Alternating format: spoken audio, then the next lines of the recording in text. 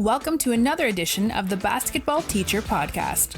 Our mission is to bring you discussions on a wide array of topics in the coaching world to grow players on and off the court. You can connect with us on YouTube, Facebook, and Twitter, and also reach us directly through email at basketballteacherpodcast@gmail.com. Now, here's your host, Coach Mike Hernandez.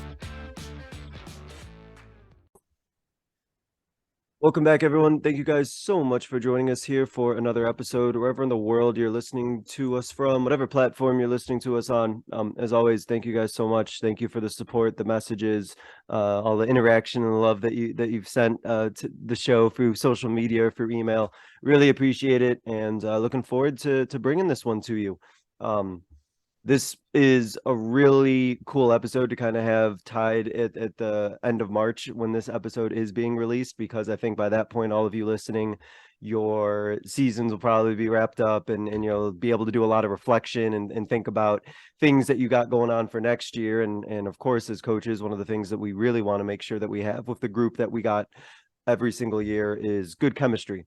And I like that we're going to have this topic that we're going to talk about today, which is building team chemistry and building a group of guys or girls that'll work for each other, work hard, play hard, but also go about doing things the right way so that they kind of gel as one on the court and they all trust each other and get along. And as we all know as coaches, when you got a group of guys and girls who get along and trust each other, some really cool things can definitely happen. So that's what we're going to talk about today. We'll talk about building team chemistry with my guest and how to kind of build it, how to kind of structure things to build chemistry, and then, you know, a little bit about some chemistry killers and some things that you got to be aware of so that they don't affect your team negatively.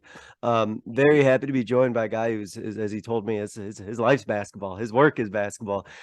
He is head coach at Walnut Grove Christian. He's also a recruiting coach, among other basketball related titles that he'll talk about as well, I'm sure. Coach John Edwards is here joining us today. Coach, thank you so much for joining us. How you doing? Doing good, man. Appreciate you having me on. Yeah, absolutely, Coach. Let's start with your journey, your coaching journey, your basketball journey. Where is the game taking you, and not only what are the steps that led you to Walnut Grove, but also how did you get involved in? I know that you're a recruiting coach. You can talk about your regional director for Yes I Can. I'm curious what that is. How'd you get involved in all this? So yeah, I guess to kind of take it back, man. Like when I started playing, you know, I grew up in Long Island, New York. Started playing basketball probably around 8 years old. Did not take it serious. I was doing like 3 or 4 different things, running track and playing baseball and doing this and doing that and doing some karate. Like, so my parents had me involved in a lot of stuff, right? Probably wasn't until I was about 13 that I actually really started playing seriously and taking it serious. And, you know, I was a little behind. I was tall, athletic, but certain things as far as like ball skills and, you know, understanding certain concepts, you know, I was not quite where I needed to be, right? So I don't know if you know who Tim Clues is? Name sounds familiar. Coached at Iona for a couple like then when he really got the program going in the probably like mid to late 2000s, right? Probably between like 2007 and 2018, right? Okay. But prior to him being there, he was the coach at St. Mary's High School in Long Island, where he coached Danny Green and a bunch of other dudes, right? I remember I went to his camp. I think I was in the 8th or 9th grade. And at the time I was going to Elmont Morgan High School, and he just pretty much told me, like, in a not so nice way, like that I was like not ready to play like any type of level of competitive basketball. I was behind. Wow. Yeah. But the thing, right. And the thing is, right, at that age, I think I was like 13 years old, man. And at that age, most kids would have just been crushed, man, and like completely broken down, and probably or would have got mad or upset. And but I literally just listened to him, and my dad was standing right there when he told me, and I said, "Okay." I said, "You'll all right, no problem. I'll get that going. I'll work on that, you know." Yeah, And it's I a worked challenge. Yeah. yeah. And I worked on it. And, I ended up being a really, really good player. I had left Elmont Moore High School, I think it was ninth grade year, and then ended up going to a prep school out in New Jersey. I probably grew from like 6'2" to 6'4", 5-ish, then to 6'7" by the time I was about 15 years old. And yeah. And then what happened was like my athleticism, my speed, my quickness, I didn't lose any of that. And I didn't lose any of the ball skills that I had learned either. So I was about 6'7", can handle the ball, shoot it a little bit, defend everybody on the floor. So once I went out and got to New Jersey and got kind of out of my element, out of the environment, that's when I really started blossoming as a player. And I continued to work. And the one thing, the reason I got into coaching is because like high school wise, like I moved around to a lot of different high schools. I think I went to 3 different high schools, 3 or 4. No, three different high schools. In a post-grad program that I ended up leaving early. The whole stuff with that is just like, and bounced around with a bunch of different AAU teams because this guy was saying that, hey, I can help you get to the ACC, or I can help you get to the Big East, or this, that, or I can get you into Adidas, ABCD camp, all type, like, I mean, everything you can think of, man. Like, so the reason I got into coaching was because of my experience as a high school player, right? Now, okay. When I graduated high school, right, I was, and they had me classify all that stuff. So what happened was the school I was attending last was called Living Faith Christian Academy in Cherry Hill, New Jersey. The school does not exist anymore, right? Okay. I had about 15 Division I offers going into my senior year or my last year of high school, right? I came to find out that I was not, because of the school I was at, not because of anything I did, the school I was at was not properly accredited.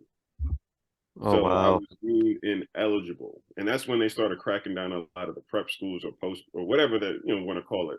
That's when the NCAA started cracking down a lot of that stuff. That was about the year 2007, 2008 that was going on.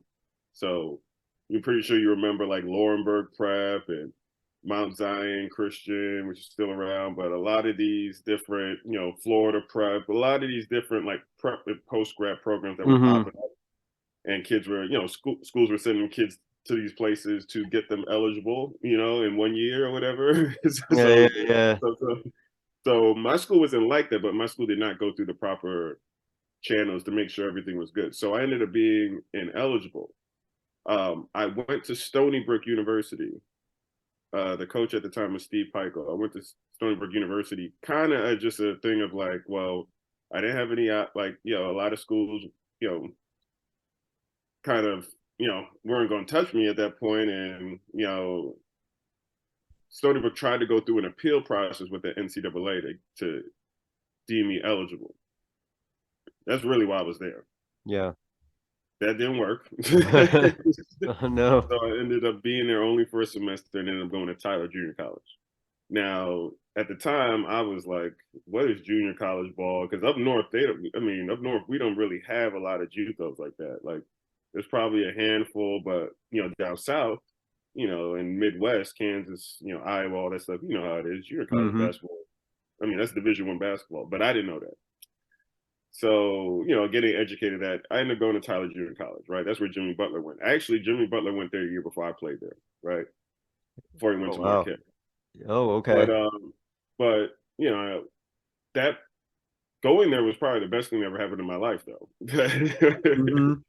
Because that was probably one of the first times like I had a coach who I actually could trust in a way. I'm not saying I couldn't trust coaches before, but I could trust in a way to where, I was in a, and I think I was probably mature enough to kind of understand, like, however hard, that coach tried to make it on me. And, and this is the thing too, because of what I had to deal with the basketball stuff in high school and just all that craziness, I really wasn't like completely in love with the game at that point. I kind of fell out of love with it. And I kind of was looking at basketball from perspective of like, all right, what is this game going to do for me? because everybody's in here and out here for themselves. But being in that environment with Coach Marquis, who's still the coach there now, he just actually got 700 wins about a week ago. He's in the NJCA Hall of Fame now, but that experience, was great because I learned how to win. I didn't know how to win. I knew how to play basketball, but I didn't know what, all the stuff that came with winning, like, Sure. You know what I'm saying? Making an extra pass, boxing out, like, standing your ground and taking that charge, right? Setting the screen for your teammates so he can get open, all that stuff, right? I learned that at that level at Tyler, right? Once I got out of there, and it was a good experience. I think first year we were top 25 junior college team. Second year we had a pretty good season. I ended up going to Radford. First year at Radford was crazy. I'm not going to get into all the details, but I enjoyed the time I was there at Radford, but the experience was up and down a lot because I had one coach my junior year, and then my senior year, Mike Jones, who's at UNCG now, the head coach there, he was there my senior year. My junior year was crazy. Like it was not a great experience. And especially coming from where I came from at the junior college level and the type of program that was, and then going to a program the next year, now that I'm at a Division I and eligible to play, and how chaotic it was, I was kind of a letdown too. So it was just these highs and lows a lot in my basketball. I'm sure. And then my senior year, when Coach Jones came, it was a really good experience. And once again, learned a lot for those guys. Like that staff that was there. Mike Jones is the head coach at UNCG. The assistant coach is Kyle Getter, who is at UVA. I'm sorry, UVA. He's coaching there with Tony Bennett and them. And he was there when they won the national championship. John Byers who's now at VCU, was another assistant coach at VCU now. Coach Hawkins, who is now, I think he's at Quinnipiac now, assistant coach. So that group of coaches that I was around, man, they really, and they didn't have to. I was a senior that year. They had a bunch of freshmen in there, but they treated me like really good, man. And they had a really good spirit about them. And, that program, there's a reason why that program took off, that year, after they got there. Right? Yeah, for sure. So, and when I look back at, just my experience, like, just having those significant highs and lows, I wanted to make sure that, that if I can control the kids don't have to go through that. Yeah, I mean, right? That's a roller coaster that you were under. Yeah, man. So that's why I want to get into coaching, and I love basketball. So I knew that's what I wanted to do. I think I went to school for advertising. I haven't done anything in advertising. Yeah, haven't used it, huh? Yeah, I haven't done anything with it, right? So, but I knew for a fact, like, basketball, this is what I'm going to do. I'm a coach. Like, I didn't have a plan B. I wasn't even thinking about a plan B. I was just like, I'm just going to go after this thing 110%. And either I'm going to make it in this business or I'm going to fail in this business. But there's nothing else, kind of I was, on a fast track to get to the point to where I can make this a legitimate living for myself. And that's how, I ended up in coaching, so now I'm in Charlotte, but when I got out of college, man, like I coached a year with my dad because my dad was a high school coach in New York City. So when I graduated Radford, I went there and coached with my dad for a year. Then I went and coached at Tyler Junior College. I was there from 2013, 2018, right? 5 years. I think during that time we had about 30 guys that played Division I ball in 5 years. Wow. We had a year. Factory. We had a year. We had 8 dudes signed Division I. 8. Wow. Yeah. That's impressive. Yeah, it's crazy. It's not, but so, and then 2 of the years we went to the national tournament, the Division I junior college. 3 of the years we were ranked top 25 team at some point. And yeah, man, I learned a lot, man, in that time frame, Hmm. about myself as a man and about the game of basketball. I would say this, and I tell people this is very, important. Towards the end, probably about the year and a half, the last year and a half I was there, we were successful, but I was probably the most miserable I ever was in my entire life. Oh, really? Yeah. Just burnt out, maybe. I don't know. It was a lot of stuff, and just kind of seeing like the business side of like college coaching and seeing how, yeah, and you know how it is, man.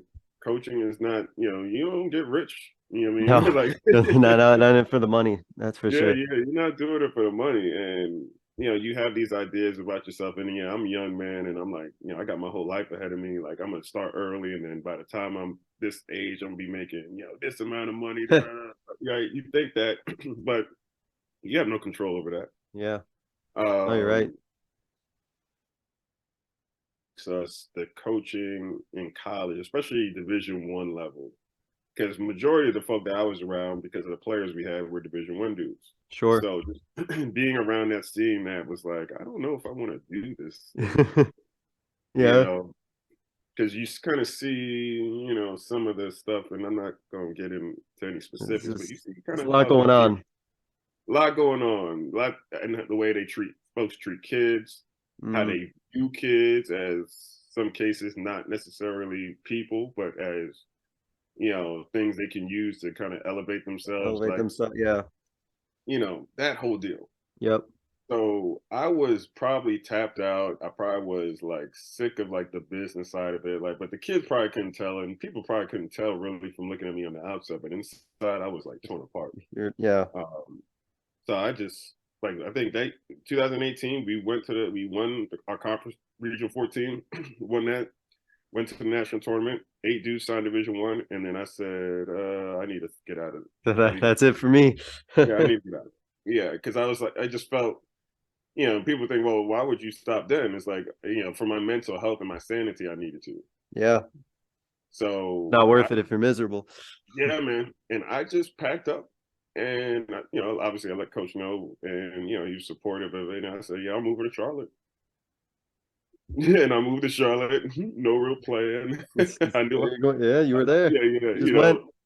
didn't have a ton of stuff, that I needed to pack with me, you know what I mean? Because, at the junior college level, in most cases, you living in the dorms with the students, you know what I Hmm. mean, players. So I was like, yeah, I moved up to Charlotte, had some friends out this way and people I already knew. And, it's like, I've been through here a couple of times recruiting and stuff like that. Radford was probably about an hour and 45 minutes away from there.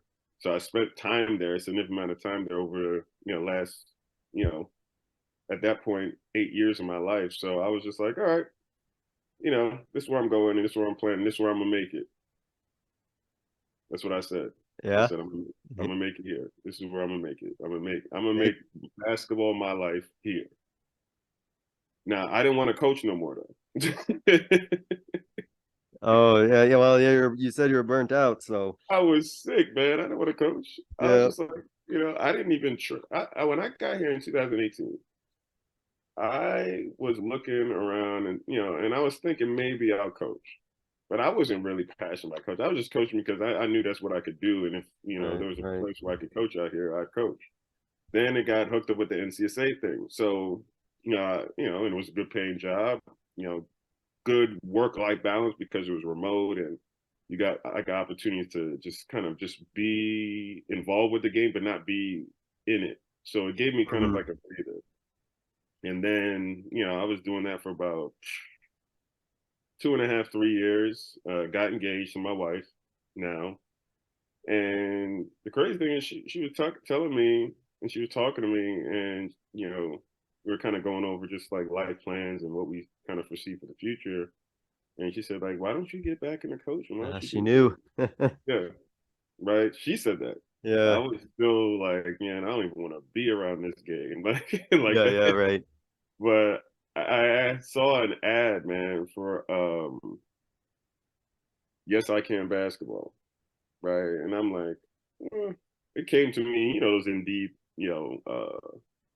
things that I'm pretty sure you get that stuff all the time for some basketball stuff in the area, right? You can probably Mm-hmm. see it, Mm-hmm. right? So that's what I saw. I was like, and I saw like the signs and stuff like that they had around the area. I was like, oh, all right, let me just kind of get involved with this and kind of see how I feel, Yeah, dip your toes into it a little bit. Yeah, yeah. yeah.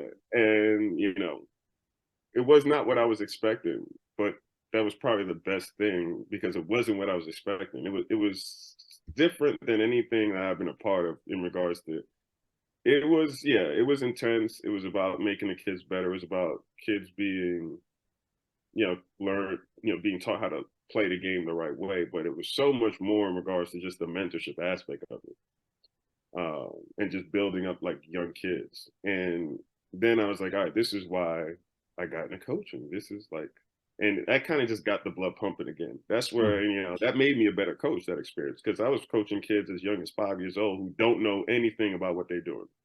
Yeah, ground up. Yeah, the real Yeah, yeah. basics. But they have an ego though, man. Do they? So right, they don't have an ego. So like they're just happy to be that you're there with them, teaching them something. You know what I mean? Mm-hmm. Just playing with them. Just being there. So that experience kind of like made me one have to understand like you gotta be able to coach kids and coach in a way to where even if you have guys who are super duper talented, you still got to be able to coach in a way to where a 5-year-old can understand it. Yeah, you gotta really break it down that way. Yeah, like and I treat I try to now I make it so whether it's my best player or my worst player, I treat it like it has to be. I have to make it in a way that where you can get it whether I made it so to where if you're a parent watching from the sideline and you're watching your kid being coached, you understand it. So that whole process, and then just working with them, and then I started looking at high school jobs in the area. Then I got into high school coaching. Then I got, and then that, and then, Yes I Can, because of the work I was doing with Yes I Can in the Charlotte area, and they wanted to expand to Fort Mill and Rock Hill, they came to me with the opportunity to regional direct and be in charge of just everything in York County. And then that opportunity came, and then I just jumped on that and just, continue. So how I got, I mean, it's a long process, There's a lot. and Yeah. I had to do a lot of growing up and maturing and kind of getting back to why I started doing this in the first place. But yeah, man, like I probably wouldn't have it any other way in regards to getting to this particular part of my life where I'm 34 years old. And I feel like I'm just getting started, and I feel like there's a lot more I can give and want to give. So, I look at it as, yeah, the future's bright, but I'm trying to take advantage of right now as much as I can, and leave an impression as much as I can right now. Yeah, and you got a lot of those experiences and everything that you went through. Those are a lot of like things you can share with your guys and your players and everything, which I'm sure is super helpful. That hopefully they can learn from things that you've been through, or talk to them about what it's like out there and kind of those highs and lows. Yeah, man. And you mentioned about how your journey and when it came to college recruitment and kind of the ups and downs and the roller coaster that was, and now you're doing work helping out players with their recruiting. So as you kind of think about working with players and helping them out, getting recruited, like what is it that you think helps players kind of stand out? What do you think really gets them like the most noticed or the most attention? What is that kind of work that you're doing? So it's super duper late. Because obviously you coach, man. You talk to kids all the time and coaches all the time. But the thing is, what I try to explain to a lot of parents and players who are going through this for the first time, the number one thing that you can do and you need to do quickly is get your feelings out of the equation. Because the reality of college recruiting is it's business. Auburn University basketball is not a basketball team. It's a corporation. Mm-hmm. They run it like a job. They run it like a corporation. They got social media managers. They got people in charge of making sure the athletes are here and there. And this is business. So when you're going through the player evaluation process, I break down recruiting in two forms, or the recruiting process two forms. The player evaluation process and the recruiting process are two different things. Every single player gets evaluated. There's not a player on that's playing high school ball who is not getting evaluated by somebody. Very few players get recruited. Yeah. Meaning a coach can see you, or a coach could look at your information, look at your height, your stats, whatever. But for them to want to recruit you, there's got to be something a little extra there, because as a coach, and I know because I coached in college, we approach recruiting from a process of elimination. We aren't looking for things that are good about you. We're looking for things that are wrong with you. Everybody, whether you're a scout, whether you're a college basketball coach, assistant, director of operations, director of recruiting, associate head coach at the college level, you're looking to remove players from the talent pool, not to bring guys in. Yeah, trying to narrow it down. Yeah. Trying to narrow it. Yeah, because you go to these AAU events, man, there's 1,000 kids here. Yeah. A lot of players out there, yeah. A lot of dudes. I mean, you probably should you've heard this before. A college coach say, I don't like the way this kid runs. No, he don't like that. He runs bad. Yeah, I can't recruit him. I don't like the way he runs. You know? Like, yeah, no, definitely. Yeah, like, I don't like the way he dribbles the ball. Like, I don't like the way they just nip. So as a kid, think about like 14, 15, 16, 17 years old, 18 years old. And you have somebody who is literally nitpicking every single thing about you. You can take it personal. Like that situation you can take a and as a player, you have to kind of get the kids mature enough to understand, like, you can't take this stuff personal. It is what it is. Like, these folk are trying to keep their job, they're trying to keep their livelihood going. So that's the first thing. And then the things as far as that stand out, man, like, obviously the physical attributes are huge, because basketball is a fast game and it's a lot of athletes on the floor. But aside from just the physical attributes, you have to be willing to do all the things that nobody else at the high school level is willing to do. I tell my guys that, I say, most high school players are soft.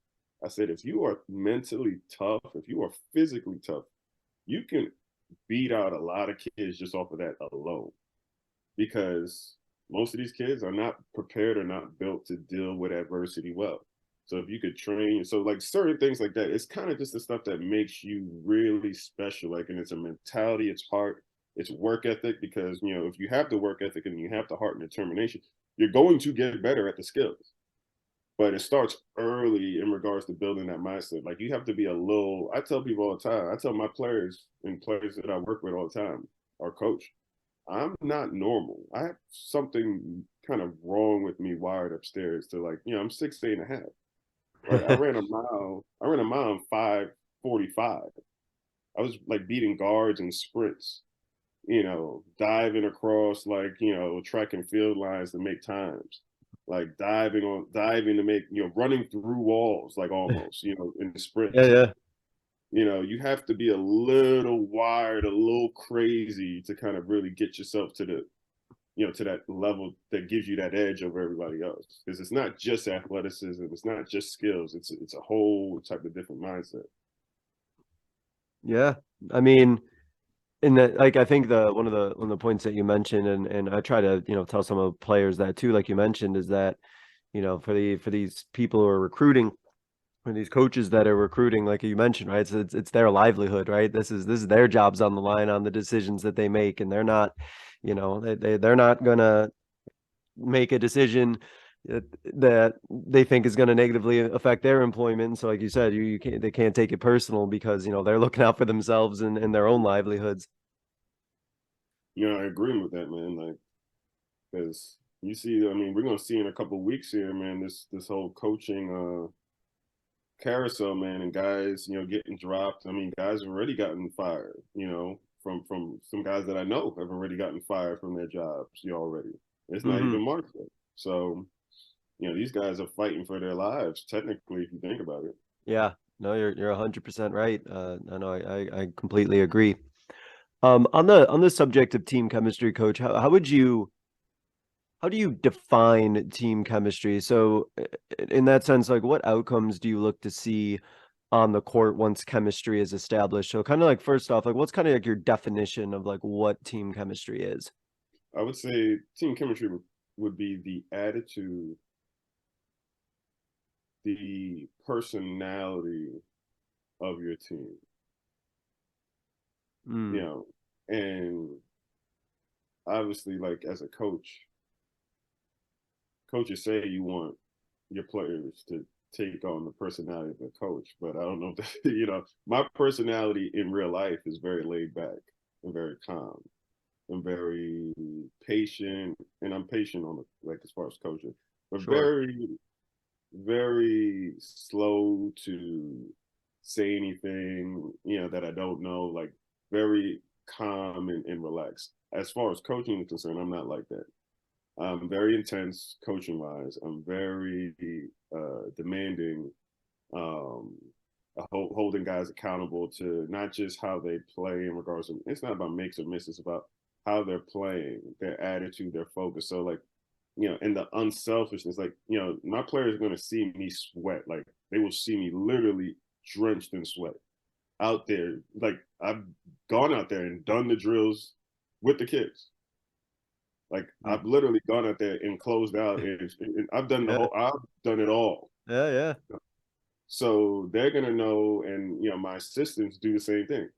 They know that their coaches are literally, not figuratively, literally, because we can run through the wall for their players. And we're not lying because we actually can physically do it. We will do it too. So that's kind of the difference with how we approach it, because like I believe that kids need today's kids most definitely need to see that. Maybe it was not always the case before, but these kids now today need to actually see it be done, and see you do it.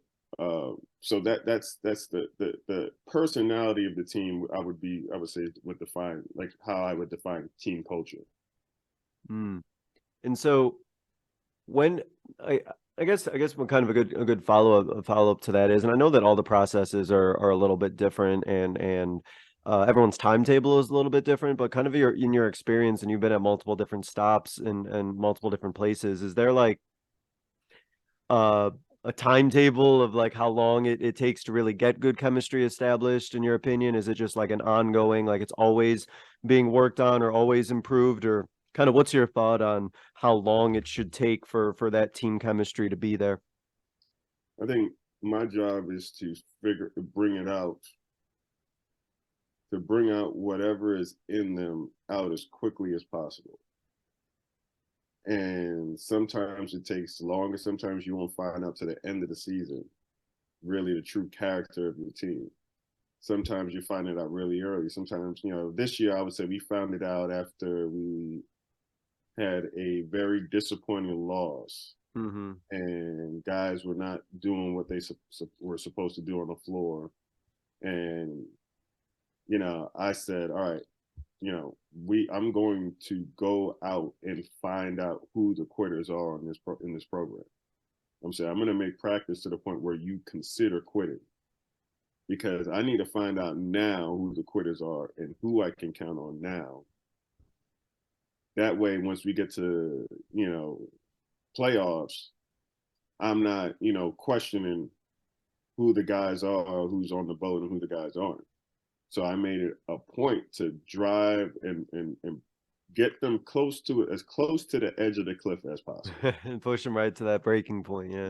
I mean, I really, you know, not yelling, you know, well, I raise my voice, but I don't cuss at all. I don't curse at all. Like, you know, when I was younger and I was coaching in college, yeah, like I used to, but I don't do that anymore. Yeah.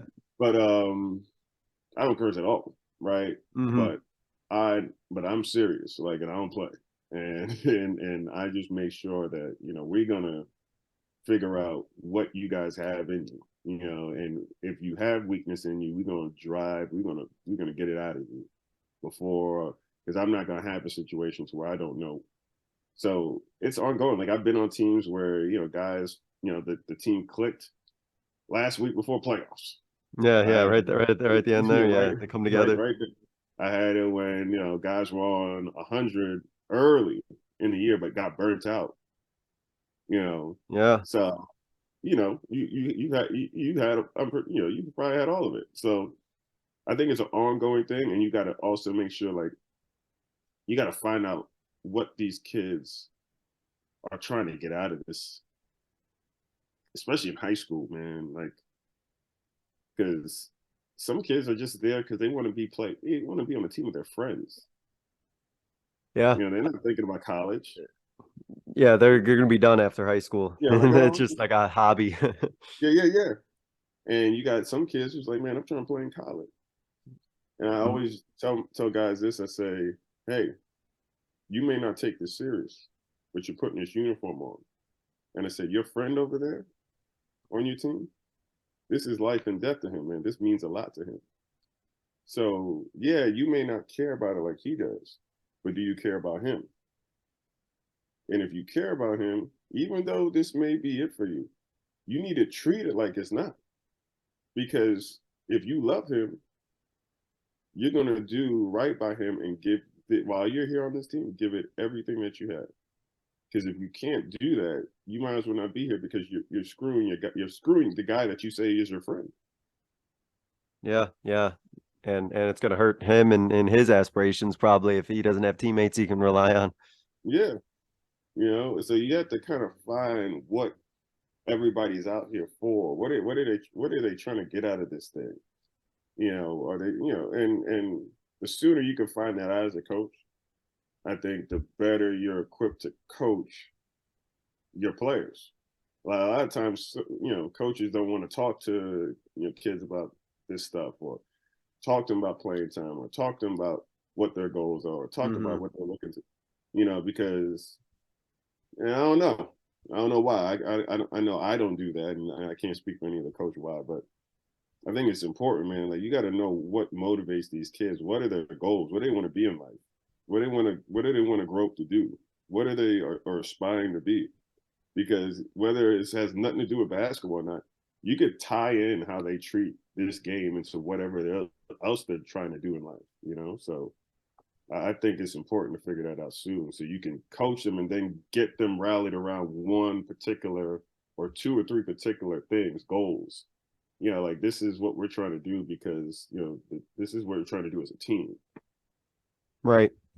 Yeah. And I think it almost seems impossible to really be able to, at least for me, I'm just thinking like it seems impossible to coach guys or coach girls unless you actually like know who they are, right? And know what motivates them and know what their interests are, know what they're trying to get out of this. Like I think if you don't know this, I don't really know how you can even coach your players at that point. Yeah, I think it'd be extremely hard, especially in today's with the way kids are today. If you don't get to know these kids on a real level, it's going to be tough for you, man, because they're gonna. I mean, it's just how the way these kids are nowadays. Like, they're gonna, you know, they're not just gonna trust you because you're an adult. No. No, they don't care. They could care less about that. So Yeah, you gotta gotta prove build. yourself to them. Yeah. Yeah, you gotta build a true rapport, a true connection with these kids. So, you know, they can not just hear where you're coming from, but also see it and feel where you're coming from. How do you work on kind of establishing or building chemistry with your guys outside of basketball? Like what can you kind of what can be kind of done for coaches to kind of bring like a team together, bring players together that has like nothing to do with basketball and isn't basketball related at all? You know, part of it just talking to them, right? Yeah. Like, you know, just coming into school, you know, when they're in class and just showing your face. You know, you ain't even nothing more than just showing your face and just give them a head nod or whatever, let them know, hey man, like, I'm here, I'm watching, like, I'm around, like, um, other things too as well, like rewarding positive or good,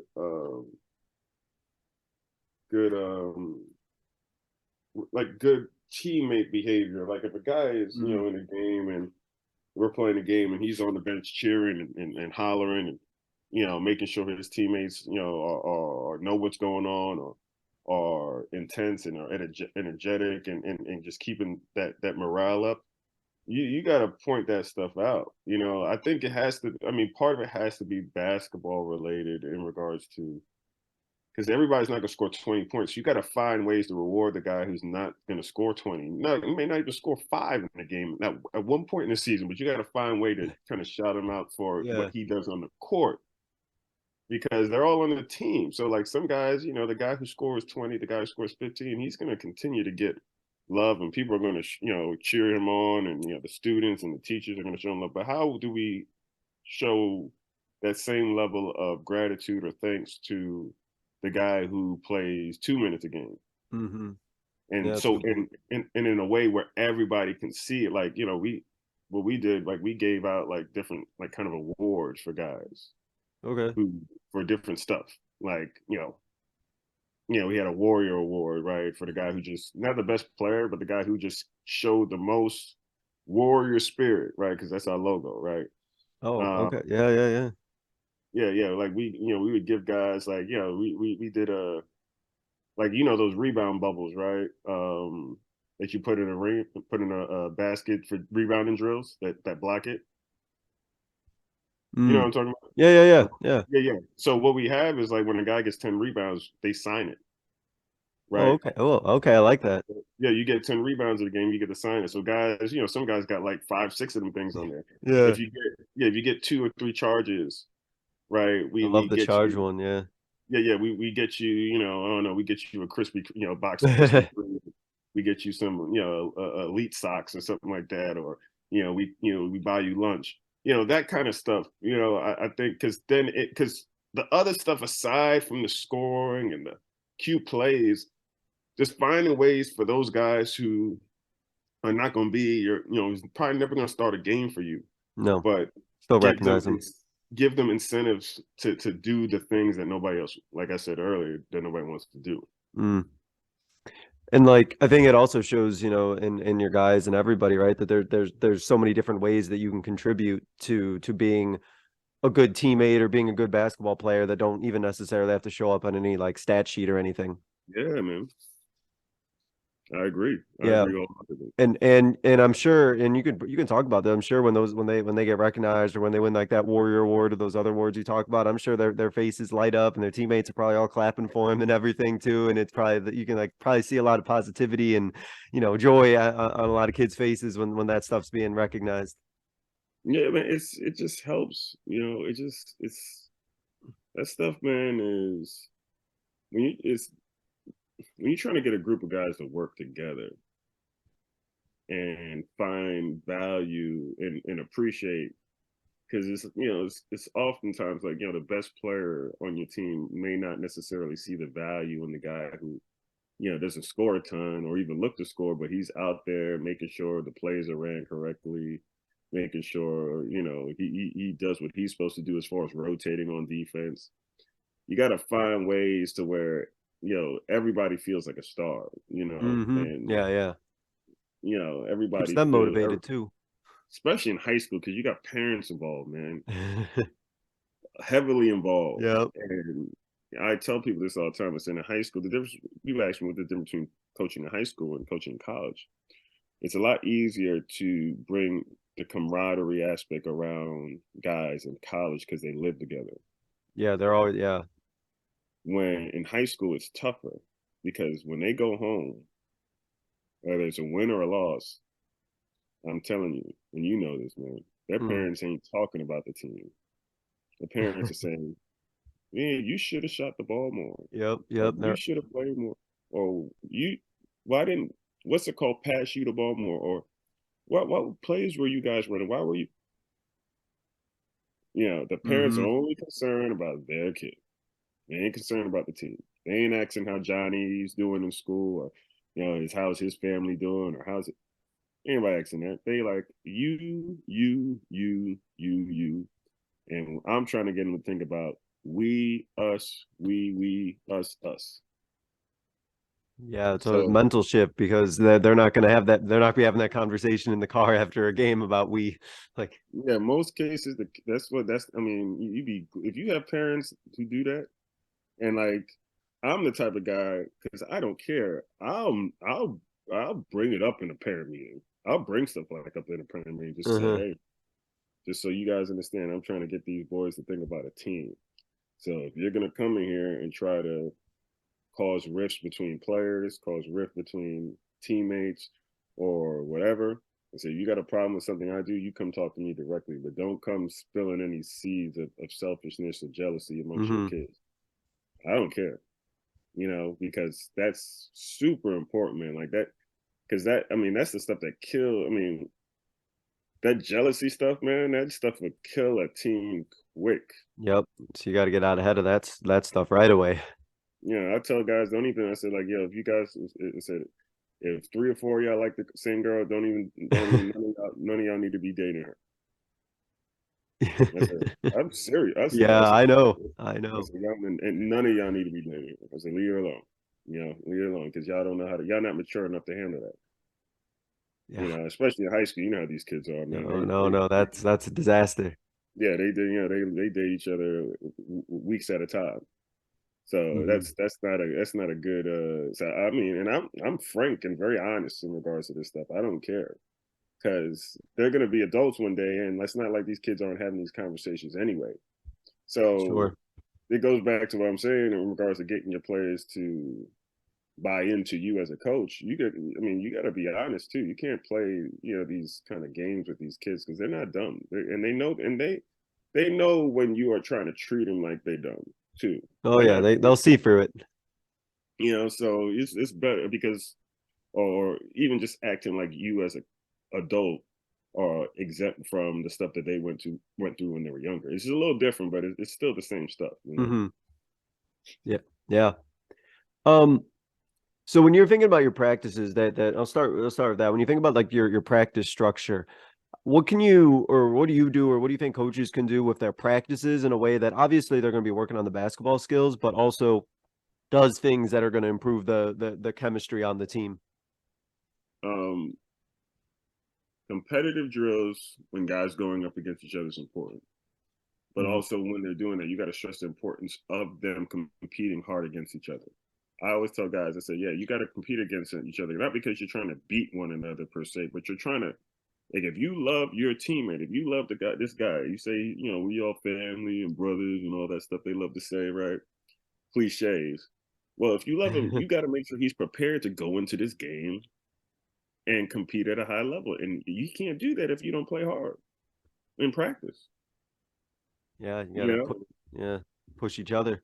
you have to, or it's not gonna, or you're gonna be upset at him because he doesn't do the right thing in the game. Well, you have an opportunity to make sure he's ready for the game now, right? So that's part of it. Team drills in regards to, hey, we got to make X amount of, baskets, layups, whatever, passes in 60 seconds, 2 minutes, whatever. And everybody has those type of drills, Mm-hmm. right? And encourage the communication, encourage the talking, encourage the cohesiveness and moving together as a unit, and being able to, talk and communicate with each other effectively to get the objective completed. Just simple stuff like that. And then also, I said earlier, coaches, they got to see. If you are able to, man, they got to see you sweat a little bit, man.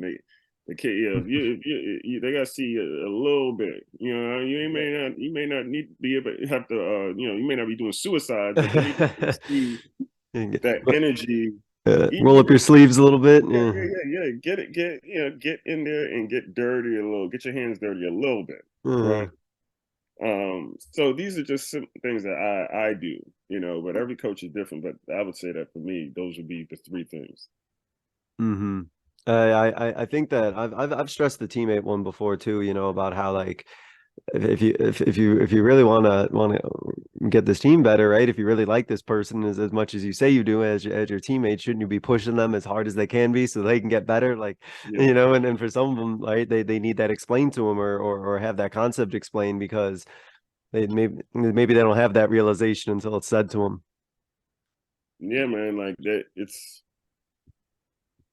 the common thing is, yeah, this is my friend, so I'm not gonna try to, you Okay. know, I'm not gonna. Yeah, the thing is that the kids think that's my friend, so I'm not gonna try, to push him too hard because that's my Mm-hmm. friend. No, that's the reason why. So your That's friend why can you get push them. better. Yeah, yeah. Yeah. They don't. And they're not mature. A lot of these kids are not mature enough to understand that unless you tell them, man. And I think, yeah, we got to repeat that, let them know, especially if you have a friend who, like I was saying earlier, is legitimately trying to take this thing as far as they could take it, even if you're not, like, make him better. And, you would be your brother's keeper by doing that. Yeah, yeah, absolutely. I mean, that's if you care about him, you're going to push him, right? If you care about him and want him, really want him to get better, get the team better, you got to push him harder than anybody else will. That's the best way to show that you care about him. It sounds like exactly something that I tell my players. Yeah, That's awesome. So once, like, as you feel like you got good team chemistry going on, are there things that you think you can run on offense or defense that rely a lot on chemistry, or can you kind of build an offense or defense around like good team chemistry? How does like the team chemistry kind of go with the sets or what it is that you run on like an offense or defensive end? well, I think for coaches, it's important to understand your players' strengths, Yeah. because you don't want to put players in a position when you're constructing your defense or your offense in a way. You want to challenge them, but you don't want to put them in position to where their strengths aren't being utilized. And a lot of times coaches have sets, they have plays that they've been running forever, and they think, all right, every year I'm gonna run these plays, not understanding who can your players or your team as constructed actually run these plays. Mm-hmm.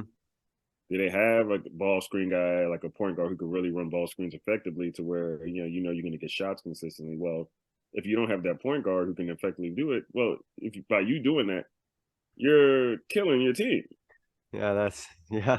you know? It's gonna disrupt everything and probably tank your chemistry too because they can't Yeah, do yeah. it. Because he can't do it. He's going to make mistakes. He's going to make the same mistakes because he's not ready for that. Yeah. Or you're trying to press with a bunch of guys who aren't, naturally aggressive defenders. Like, you don't have guys who are really, defenders who could really cause havoc pressuring the ball, and you're going to make them do it. Yeah, you want to develop them into better defenders, but you can't. You're not going to completely change guys, and Mm-hmm. you have to play and lean to players' strengths, right, in ways that make them most effective. So it's important to analyze your team, right, in regards to that. Like, understand, just kind of as a coach, where are your weak points, where are your strong points, right? And once you understand your weak points, points as a team collectively and individual players, you can put those players in the best position to be successful, which once again goes back to what I was saying in regards to the rewarding guys for doing things that don't necessarily show up on the stat sheet. Because when you put guys in the proper roles, you know, that they're able to focus on what they do well. Yeah. And that's huge, man. Like, it's super huge. Yeah, and and I think that if you do put players out right in a position or in somewhere where they can't be successful, or that they don't have the skill set necessary to do something, I imagine that you're then not only is that player right, they're getting frustrated, other teammates are getting frustrated, and there's no way that team's going to gel or get along together when everyone's like frustrated and upset, not being able to execute something. Yeah, yeah, like the drill killers, the guys who kill the drills. Mm. Those guys who, they just screw the drill up. That is a chemistry and it kills the vibe in practice. So when you gotta, part of it as a coach, you got to bring the players up who are not as strong up to speed and get them better so they're not making the same mistakes, so they are improving. Hmm. But you just, and especially if you're the head coach, man, you gotta be monitoring the chemistry on a consistent basis. Like, you gotta always be temper checking that thing regularly, because if you don't, it can easily just go another way. And I think that's a good point to mention, right? Is you can establish good chemistry, and you can have a bunch of guys or girls who get along with each other pretty well in like October, November, and December, but that could quickly change, and if you're not on top of it, all of a sudden you might lose them when you thought you had everything going well. Christmas breaks, winter breaks, holiday breaks, man. Those are, I'm on high alert during those times. Hmm. Those breaks, man, anything can happen, right? Yeah, they get home with their family for a long period of time. They aunt or uncle keeps, how's basketball team? How's that coming along? Yeah, how many points are you scoring in games? How many, this stuff, man. How is the coach playing you? Yeah, all that type of stuff, man. So I'm on like Thanksgiving, Christmas, man. I'm on high. My antennas are on high, man. You're like, oh, well, what's going on? What's going on? Yeah, I gotta get on top of it. I know something's happening, right? how was your break? How was your, good? You got family over? What they talk about? Like, you know, Yeah, yeah. yeah, whew. Yeah, because again, like right, like you mentioned, right, those family conversations, they're not talking about we or the team or anything, they're talking about you, right? And talk about the player and what they're doing or not doing or what they need to do, or how many conversations have I heard of, of players or with their parents and the parents like, oh, you got to go tell the coach that I need to get more shots up or I need to play more. Like you got to go tell the coach that. It's like, oh no, things like that. But yeah, high alert on break. I like that a lot. What are some things, and you kind of mentioned it a little bit here, but I'll ask you directly here. What are some things that disrupt chemistry in your opinion? What should coaches be aware of in terms of like those chemistry killers that can kill a team? Chemistry because it could kill a team. Um, And I think like you mentioned one, right, about like the drills, like those guys who are killing the yeah, drill or just like not drill doing killers. that, right? That hunting stats is important. The reason I say and hunting stats is a big one with these high school kids, especially once they're trying to get recruited. They think that they're gonna get a particular stat line that's gonna get them recruited. And I tell kids all the time, I say, there is no stat line that you can get that is gonna guarantee you getting recruited. I said, especially in this climate of recruiting, it's not gonna happen. I said, coaches want to know how your game translates to the college level. You can score 30 points. I know dudes who average 30 points right now and don't have not a single school looking at them because it's not just about your point. So the stat chasing, the stat, trying to just get as many points or get stats or get, just hunting of stats is just the worst one, probably in my opinion. It's funny Uh, you mentioned that because now I remember just even this past year coaching a game and we were playing this team and I could just kind of tell that some of the players they didn't really get along or on the other team they didn't quite gel together, and then when that game was over I remember one of the players she just ran over to the scorers table to just look at what her stats were for the game, and I was like, oh, okay, that's what's going on over there. I see. mm-hmm. Yeah, man, that's a huge thing, and I preach that. Moreover, the other thing I would say is the personal stuff outside of the court, the personal dynamics. You know, the girlfriend stuff, right? That stuff. The girls crap. The family crap, right? The family, butting in and thinking, they know what's best. Um, it just and just not and as a coach, not holding players accountable. That's probably number one, man. As a Mm. coach, not holding your players accountable when they come up short is number one. Yeah, and I think just to add to that, right, keeping all the players accountable, every player, no matter how good they are or what they mean to your team, but holding them all to those same standards, 1 through 12 or however deep your team goes. Yeah, that's number one. As the coach, because you're the adult, you're the leader. You gotta make sure. I don't care who it is, man. If they're not holding up their end of the bargain when it comes to what they're supposed to be doing for this team, you gotta check it and check it quick. You gotta get on them and chastise them very clearly and effectively. Because the minute anytime them kids think that they're gonna get away with something or not, you gotta you're opening the door for more problems. Mm. So if and it's not about missing shots or turning the ball over, but it's more so about the attitude, man. The attitude, the body language, the effort, the lack of accountability or wanting to accept accountability, the pointing fingers, the blaming. that is it, you know. Yeah.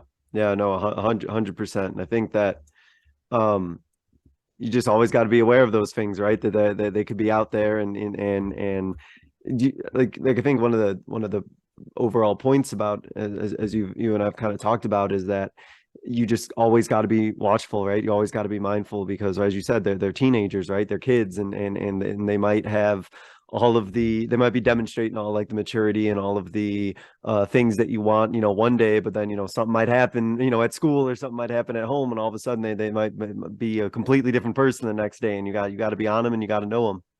You got to be on them, man, because if you're not, you open a gate, man. You open the door for a lot of nonsense. And once some of that stuff I think starts getting away from you, it's real hard to kind of go back to Yeah, it's hard what to you get it want to back. do. Yeah. Yeah, it's hard to get it back. Like, it's just like when you go on a run and you try to take your foot off the gas pedal too early in a game, and you try, and you're up 30, you put the subs in. I've had this happen this year. We were up by 30, and then we put maybe put started something five out too early, and team goes on a run, 15, 16-point game, and now you're back in the fight, and the refs get back involved, and then you got to build that momentum back up. So nah, I'm with you on that, man. Hmm. And especially, I think, being on, especially those players like who you're going to have for 4 years, right? Like you have like kids who, if you hold them accountable from the beginning of their freshman year, and all the team holds each other accountable, like they'll keep holding each other accountable for 4 years. But I know I've been a part of staffs before where, you kind of lose a kid, or a kid kind of goes their own way or starts doing their own thing, whether it's like their freshman or sophomore year, and you really can't get that player back on track sometimes if they already, were allowed to kind of get away with whatever beforehand. Yeah, no, yeah, man. And the good thing with getting them on board and getting them on that early, right? So Yeah. that they become the voice to who's coming up after. So now you don't have to do as much coaching, energy, effort, attitude. You have players now who will do it for you. Yep. Yeah, and it means more, I think, coming from them when the other guys or girls hear it from, your juniors and your seniors, because then they know it's real if it's one of their teammates saying it to them. It's a lot different. Yeah, I think the message just means different. Like, oh, like I know I better listen because that's not just coach. It's like, oh, it's my teammates believe this, so I really must believe this, or this really must be true if my coach is saying it and this player is saying it too. Especially the Like, better guys, especially if it's the better guys on the team. oh yeah. If our best guys are bought in, the other guys ain't got no choice. They ain't got no excuse. What's your excuse for not, right? That's Yeah, yeah. If yeah, you know what I'm saying? as a lifelong Spurs fan, right? If Popovich can get on Tim Duncan all those years, and there was no excuse for anyone else. Yeah, yeah, man. I love the Spurs, man, especially when they were rolling. Hmm. Yeah, yeah. It's been a little tough recently these past couple of years, but I got the good memories still. That's Yeah, funny. man. To wrap up, Coach, there's a couple of questions I ask every guest, so I'll go ahead and get started with this first one. Thinking back on your coaching career, what is a moment from your coaching career that you think others listening would be able to learn from? From my coaching career, I would probably say, that time period of my life where I was kind of out out of it, mentally, Hmm. and understanding that, one, you can't take care of these kids, and put them in the best position to be successful if you're not taking care of yourself first, right? Very important, man, that you have a balance and you're able to, if you're not feeling, if you're not in the right mind frame, it's going to affect how you coach those kids, and it's not going to be what you're trying to portray to them or what you're trying to get across to them is not going to come off the right way, Hmm. because you're not right. And your tone, you'll be a lot more angry, you'll be a lot more, harsh versus teaching and molding, and so you got to be careful with that. And you got to always remember why you started doing this thing. like how I was able to get back and remember why I started. So that time period, probably from about 2008, 2017, about 2020, really till now, man. Yeah, because it's still an ongoing, thing with me, right? That would probably be the time period that, you asked me this question 6 years ago. I probably take it back to that point till now. Yeah, it's crazy too. I'm sure if you kind of like think back to even, whether it's a few years ago or in some cases it's like things maybe haven't changed much, right? It's still basketball, you're still coaching, but then I know if your journey too, like so much still has changed though from a few years ago. It's crazy how some stuff may, even though it's still coaching, it's still basketball, like how much has changed for you in your journey. Yeah, man. Like it's like when I first started coaching, I was a kid. I was 23 years old. This is 11 years later, and I probably was a kid until maybe about 30 years old, 31 years old. Like upstairs in my mind. Yeah. Like there's still growing up to do. Yeah, I had to grow up and really, figure out, what I was trying to do as far as this coaching thing, and what kind of coach I was going to be too as well. So yeah, that time period, yeah, probably, yeah.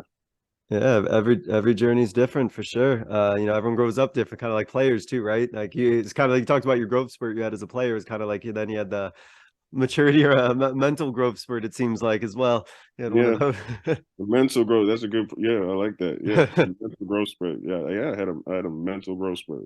I like that. Yeah, that's cool. Coach, to wrap up, I give every guest what I kind of call a 60-second soapbox. You can go longer than 60 seconds. I won't time you, but it's your platform to kind of get out kind of like your final message, kind of like a closing thought or just like a final idea that you want to leave the listeners with. And you can kind of take it any direction that you want. It's kind of an open floor for you to talk about whatever little subject or however you want to wrap this up. So I'm gonna give you the floor to kind of take it from there and go at it, Coach. Yeah, most of you, first of all, man, appreciate you, having me on. But really simple, man. Like, whatever it is that you're trying to do in life, I tell my players this, just go at it with everything that you have, man. Like, you're only on this planet for a finite period of time. And, whatever talents and gifts and, abilities that you've been blessed with, find a way to help people with it, maximize it as much as you can.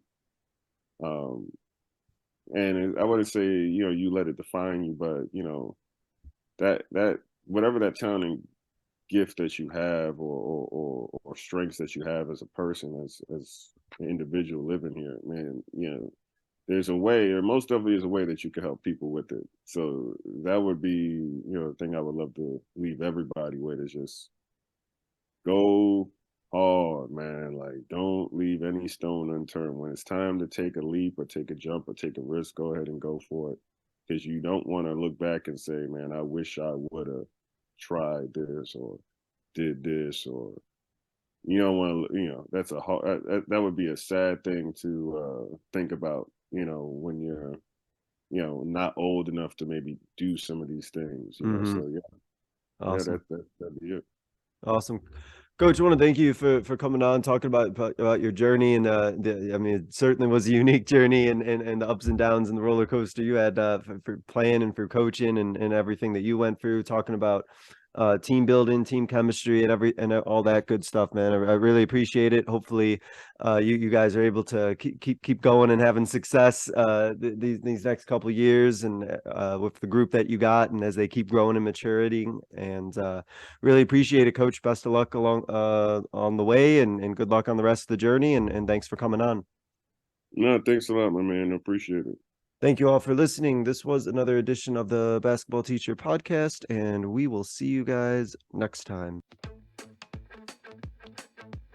Thank you for listening to another edition of the Basketball Teacher Podcast. Make sure to connect with us on YouTube, Facebook, and Twitter, or reach us directly through email at basketballteacherpodcast@gmail.com. Take care, be safe, and we'll see you next time.